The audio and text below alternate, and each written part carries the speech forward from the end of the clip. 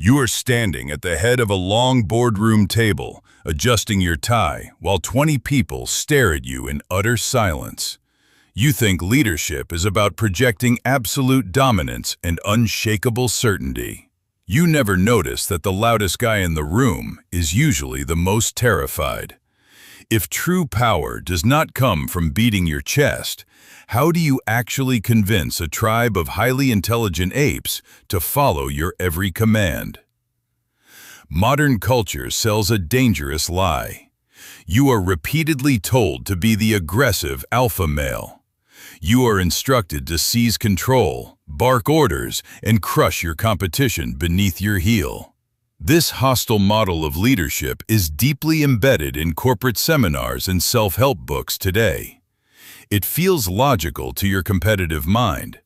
But is bullying actually the evolutionary secret to human leadership? To find the truth, you have to look backward.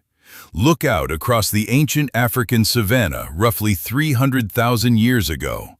Because for 99.9% of human history, your ancestors lived in small, nomadic, hunter-gatherer bands of about 30 to 50 people. They had no physical wealth to hoard. They had no formal police force to enforce the rules. Who stepped up to lead when a massive storm approached or rival foragers crossed the river? Anthropologist Christopher Boehm spent years studying the political lives of these egalitarian tribes. He discovered something entirely counterintuitive. You might expect the most physically intimidating warrior to simply declare himself king and take the best food. But the real answer is far stranger. Would they simply bow down to a demanding tyrant? They engaged in a practice called reverse dominance instead. The physically weak banded together to firmly control the strong.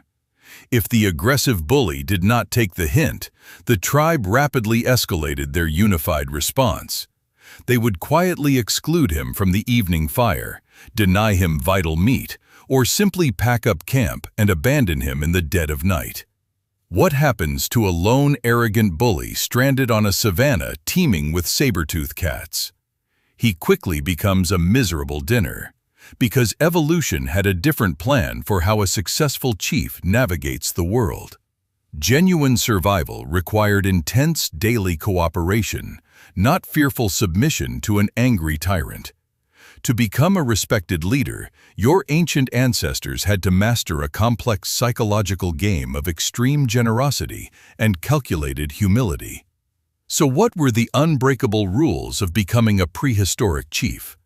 Rule 1 is practicing aggressive philanthropy. You cannot ever hoard valuable resources. You have to willingly give almost everything away. If you successfully hunt down a massive antelope, you do not eat the best cuts while your friends starve. You distribute the rich meat perfectly evenly among the entire group, making sure the sick and the elderly eat first. Does giving away your hard-earned prize sound like a terrible strategy for dominance? Giving away your only prize sounds like a terrible strategy. But here is the twist. By giving away the valuable meat, you are firmly binding the entire tribe to you through an inescapable web of psychological debt. You are not just buying temporary friends. You are steadily building an invisible bank account of lifelong favors, intense loyalty, and invaluable social capital that pays out when times get incredibly hard. The most powerful person in the tribe is simply the one who is owed the most favors. Rule 2 is mastering quiet observation. A wise chief does not frantically speak first. A wise chief patiently listens. Primatologist Frans de Waal spent decades carefully observing chimpanzee politics and found that the most successful alphas are not the biggest bullies, but the best coalition builders. They proactively break up petty fights, gently comfort the anxious losers, and meticulously groom the isolated outcasts. Why do monkeys actually spend so much time picking bugs out of each other's hair? It is highly evolved political strategy. It slowly builds the vital psychological trust required to safely lead a diverse group through times of extreme crisis. Your clever human ancestors took this primitive biological foundation and beautifully turned it into an intricate social art form. When an ancient hunter proudly brought back a massive kill, he was expected to loudly insult his own catch.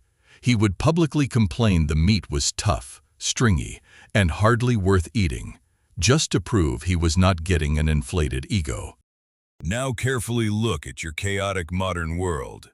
Look at your crowded office, your bustling community, or your exhausting digital life. The truth is, your body doesn't know the difference between an ancient roaring fire pit and a sterile fluorescent-lit corporate conference room.